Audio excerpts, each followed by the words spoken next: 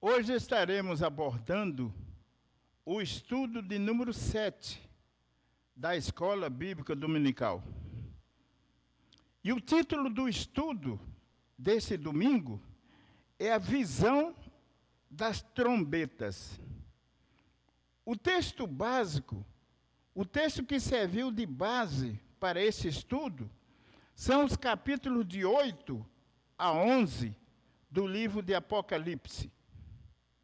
O texto áureo é o versículo 8 do capítulo 10 do mesmo livro.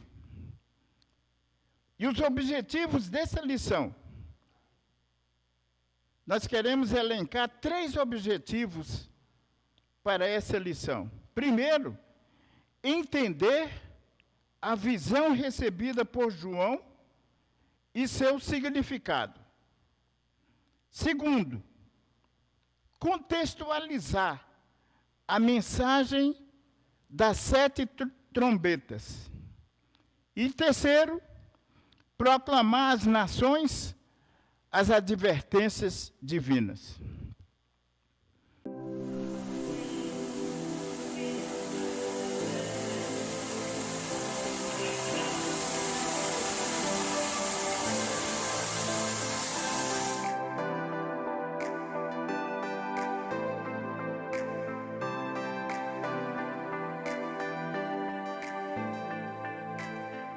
O texto áureo da lição, o texto áureo do estudo que estamos realizando nesse domingo, que está no capítulo 10, versículo 8 do livro de Apocalipse, diz o seguinte: a voz que ouvi, vinda do céu, estava de novo falando comigo, e dizendo: vai, toma o livro que se acha aberto na mão do anjo, que está em pé sobre o mar e sobre a terra. O anjo estava em pé, um dos seus pés, um pé estava sobre a terra e o outro estava sobre o mar. E o anjo do Senhor estava ali, naquele momento.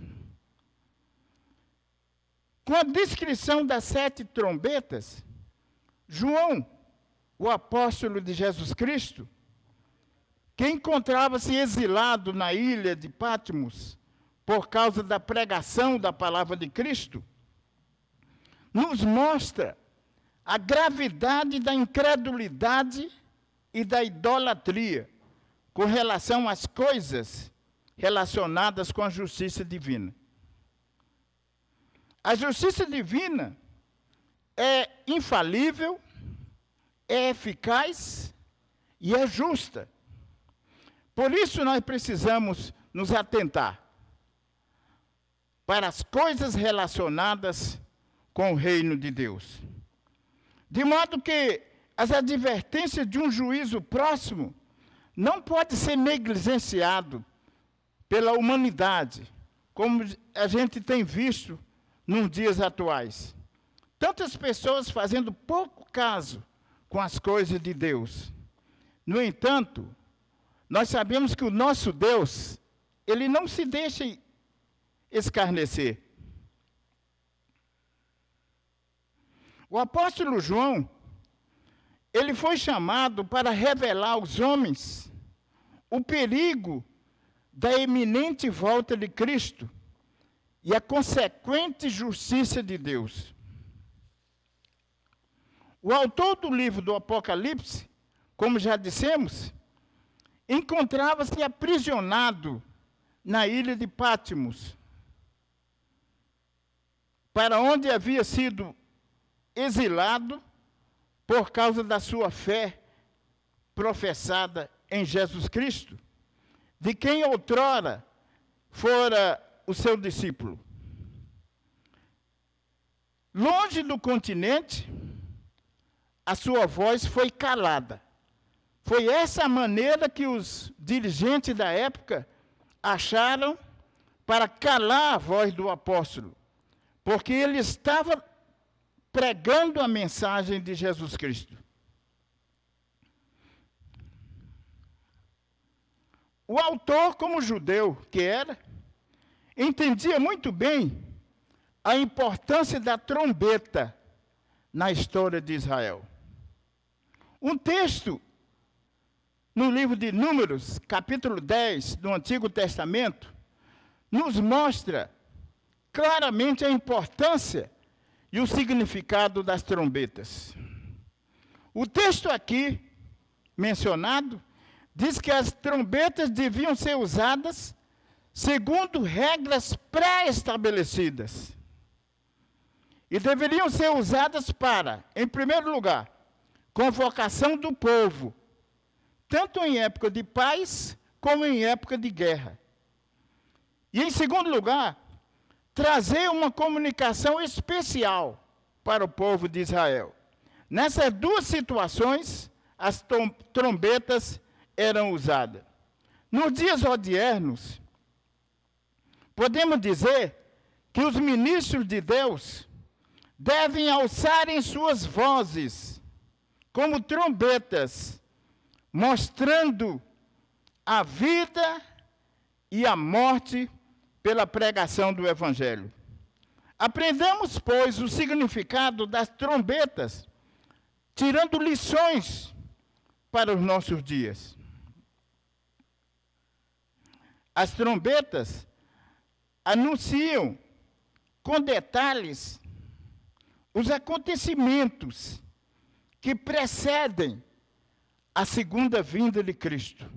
Nesse dia, todos terão que escolher entre ficar com Cristo ou estar do outro lado, ou estar contra Cristo. Ninguém vai poder ficar em cima do muro. Como em muitas situações, muitas pessoas procuram se colocar. Não ficam nem de um lado nem de outro. Mas nós precisamos definir onde queremos ficar. As 7 trombetas de João descreveu o seguinte: a primeira trombeta, quando o anjo tocou a primeira trombeta, e esse texto está em Apocalipse 8, versículo 7, tem como uma palavra-chave saraiva e fogo. São 2 palavras aqui. Está nesse versículo, saraiva e fogo. E era um castigo semelhante àquela 7ª praga do Egito, quando Moisés, procurando tirar o povo que estava escravizado no Egito, e Faraó tentando impedir, Deus derramou uma praga sobre o Egito. E essa praga atingiu a 1/3 parte do Egito. Quer dizer, as árvores, a vegetação, as ervas foram todas queimadas, foram dizimadas. A segunda trombeta foi soada e trouxe como palavra-chave montanha ardendo. Imagine você um vulcão em plena erupção. E nesse caso, 1/3 do mar se tornou em sangue. A terceira trombeta, Apocalipse 8, de 10 a 11, fala sobre uma grande estrela, símbolo da ira divina sobre as águas potáveis. Todas as águas potáveis foram, então, atingidas, foram contaminadas. Então, imaginemos uma situação como essa nos nossos dias. Todas as águas potáveis no universo contaminado. Então, essa era uma forma de dizimar a população existente no universo.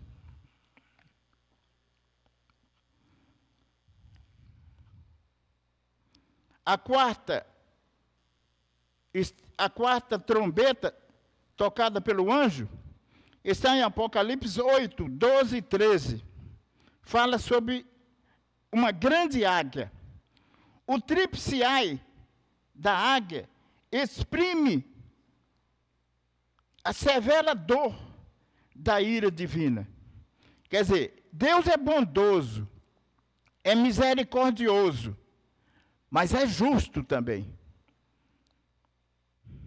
Nós não podemos perder de vista que Deus é bondoso, é misericordioso, mas é justo.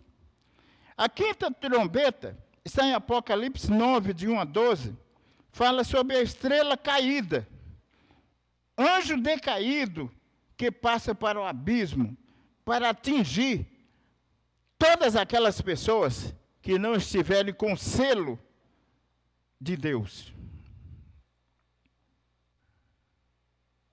A sexta trombeta, Apocalipse 9, de 13 a 21,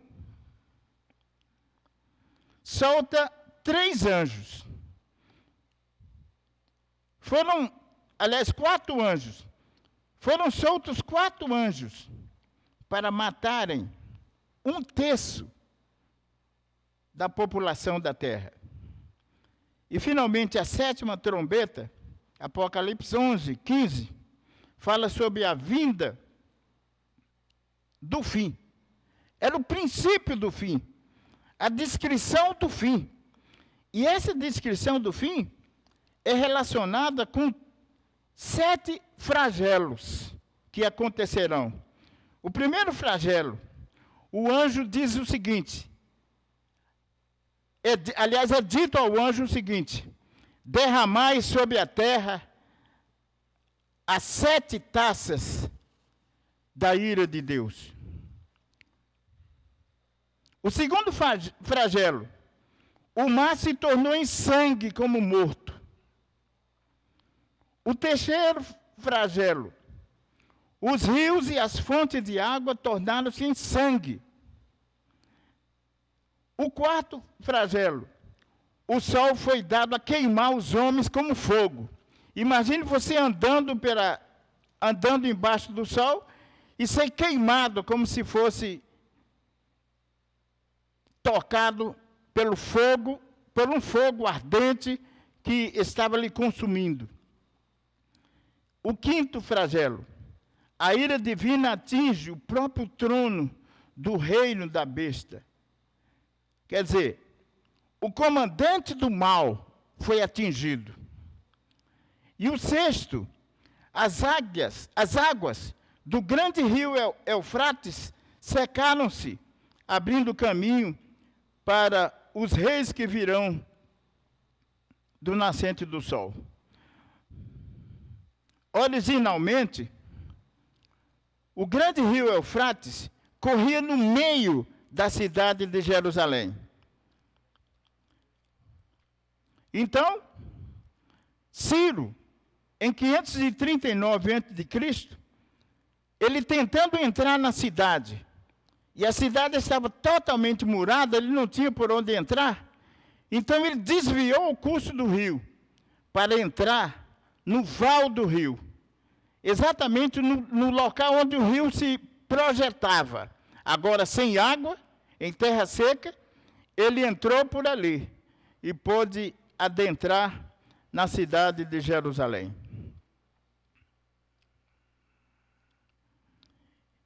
E o sétimo flagelo, a sede do poder da besta e do paganismo organizado são destruídos. É o fim. Interessante observar que João não está apresentando uma cronologia dos acontecimentos, mas está revelando que o fim chegará e será precedido de sinais e advertências, culminando com a vitória final de Jesus Cristo, com a sua volta ao mundo. No capítulo 10 do livro de Apocalipse, fala sobre o episódio de um livro comido. Apocalipse 10. No céu, João recebe a ordem de comer um livrinho. E ao fazê-lo, o texto diz que aquele livro tem um sabor doce inicialmente, e logo depois se torna amargo. O episódio revela a necessidade de assimilarmos a palavra de Deus e de tê-la como parte na vida dos cristãos. Não é suficiente ver ou ouvir a palavra de Deus, mas é necessário introjetá-la no seu organismo, isto é, comê-la literalmente. Por quê? Primeiro, porque a mensagem é doce, simboliza que é de origem divina para a sua salvação. Segundo, a mensagem é amarga, simbolizando o julgamento divino à humanidade, como consequência da falta de arrependimento dos pecados da humanidade. João é desafiado a profetizar e anunciar a mensagem. Esse desafio é feito aos crentes dos dias atuais, que são comissionados a dar testemunha da verdade contida e expressa no livro de Deus, na Bíblia. Em terceiro lugar, o significado das duas testemunhas, que estão no capítulo 11 do livro de Apocalipse. Capítulo 11, versículos de 1 a 14. O povo de Israel, a Igreja de Cristo, recebeu a nobre missão de testemunhar de Jesus Cristo e de anunciar a sua mensagem de arrependimento. A referência às duas testemunhas representa a totalidade do povo de Deus, porque, em primeiro lugar, os judeus natos, isto é, os descendentes de Abraão, a quem Deus fez originalmente a promessa, esses são relacionados como povo de Deus. Mas os gentios que se converteram a Cristo com a pregação do arrependimento, também foram arrolados como povo de Deus. Portanto, as duas testemunhas representam a totalidade do povo de Deus, que recebeu a missão de profetizar, isto é, de anunciar a mensagem do arrependimento. Finalmente, o tempo para o exercício da missão dessas testemunhas está se cumprindo assustadoramente.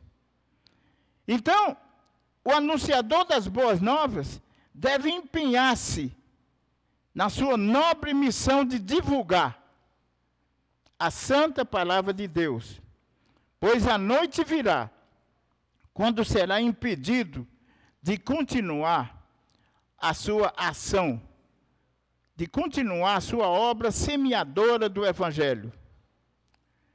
E aí, o tempo começa a se fechar, o fim começa a se aproximar. E eu quero concluir dizendo o seguinte: esse estudo nos ajuda a refletir sobre as seguintes situações, para evitar que sejamos surpreendidos com o retorno de Cristo ao mundo antes de cumprirmos a nossa missão. Primeiro,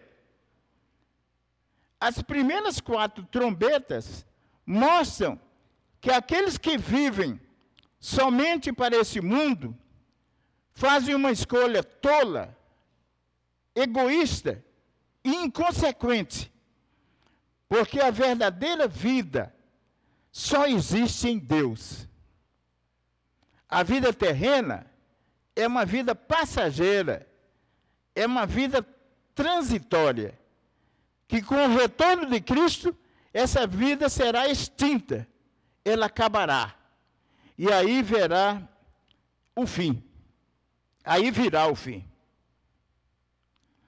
Assim como as duas testemunhas, aqueles que creem em Jesus, proclamem às nações as advertências divinas. Portanto, devemos compartilhar com quem ainda não teve uma experiência pessoal com o Senhor Jesus a seguinte mensagem: o juízo acontecerá, e o arrependimento e confissão dos pecados é a condição que Deus estabeleceu para esquecer-se dos nossos pecados, sepultando-os para sempre nas profundezas do mar. Amém? Deus seja louvado.